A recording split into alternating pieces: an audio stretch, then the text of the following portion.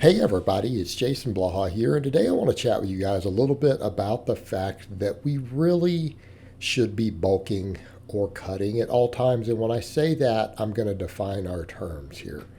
Bulking means the act of gaining weight for the purpose of gaining muscle and strength. Notice I did not give you a rate of gain. And cutting means the act of losing body weight for the purpose of losing body fat. These things can be done very, very slowly. They can be done very, very slowly. But the take home here is that a lot of people say, well, I'm doing maintenance, I'm doing a recomp, and I'm going to be honest with you. This is so excruciatingly slow that it's almost not worth your time. And what I mean is, people will say, well, the time's going to pass anyways, and I would rather just make pure lean gains and gain no body fat and try to get these results. And it's like, okay, but wouldn't you like to reach your goals by age 25 instead of age 40? Yeah, the time is going to pass anyways, but I don't think that you understand how excruciatingly slow you're talking about. It's not just going to add 6 months to a goal. It could add 8 years or 10 years to reaching the same goal. It really is that bad. And you're going to have to gain some body fat if you want to gain muscle at an appreciable rate. Now, at no point in there does that mean that you have to get really fat. And I want that to be clear. I'm not saying you have to gain 20 pounds of body fat. You might have to gain 5 pounds. But how quickly can you trim that off? And what I'm saying is, in other words, we should always be moving forward. If you are at maintenance calories, you are probably not gaining real muscle or strength. You really aren't. You're just kind of stagnating. And your gains are literally going to be, 4 weeks worth of gains per year. Okay, so in other words, if you just bulked for 1 month and then cut for 2 weeks, you would probably be bigger than your entire year of maintenance. You would be at the end of it. And I mean that, and it sounds extreme, but yeah, it really is that bad. We should always be making progress. Now, people say, is there a place for maintenance? Sure, when you're too busy to make progress. Okay, that's a good time for maintenance. When you say, okay, I don't have the full time to dedicate to pushing as hard as I want. My life got busy. I just want to maintain. That's it. But you accept no progress. Maintenance means no progress. In other words, if the scale's not going up, you're probably not gaining significant muscle or strength. And if the scale is not going down, you are probably not losing significant body fat.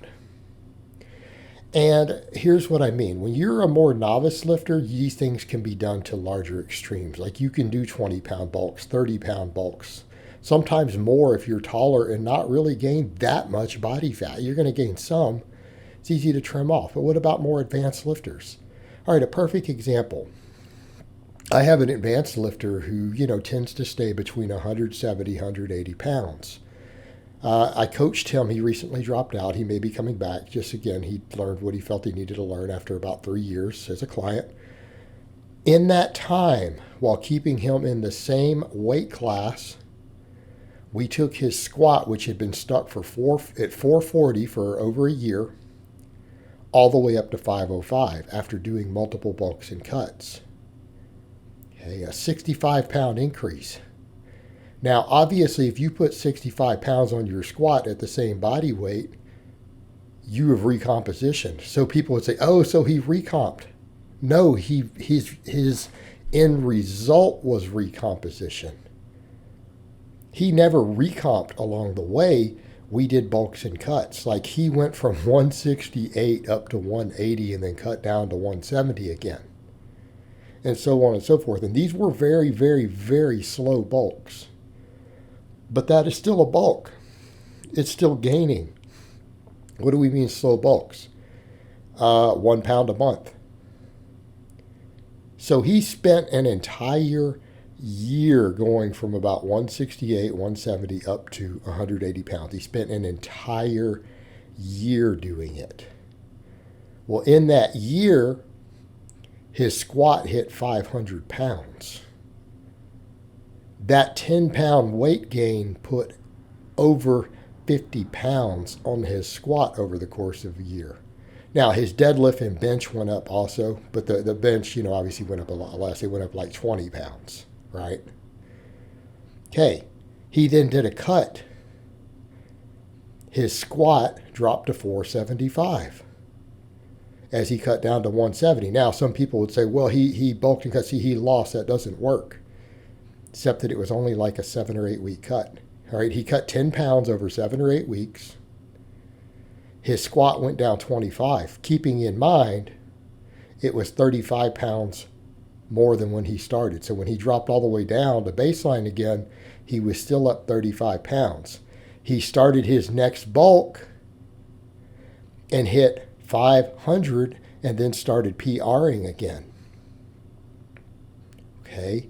By the time he got back up to 175, again, going from 170, bulking back to 180, what do you think happened?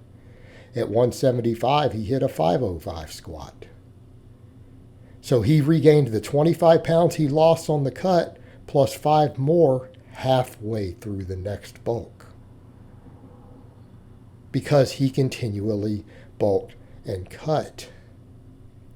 And when people hear that, they're thinking, oh, so that's recomposition. No, because he stayed within a 12-pound window, but he was in a surplus or a deficit for dedicated phases all the way through. And this is what we mean by being careful and conservative with bulking and cutting for advanced lifters. It doesn't mean that you need to gain very large amounts of weight. It can literally be 1 pound per month, right? You can do a 10-pound bulk over a year, gain muscle and strength, and then trim the little bit of fat off that you gained, because it's going to be half fat. Right? 50% of the weight you gain is going to be fat, but if it's only 5 or 6 pounds of fat, it's not a significant change in body fat percentage. You can diet it off really easy. And that's the point. This is how you do this while maintaining good body composition, but you have to bulk and cut. You are not going to recomposition as a non-novice lifter unless you have added more gear to your stack. Okay, in other words, people say, well, guys on gear. No. Guys on gear can't do it either. They have to up the dose.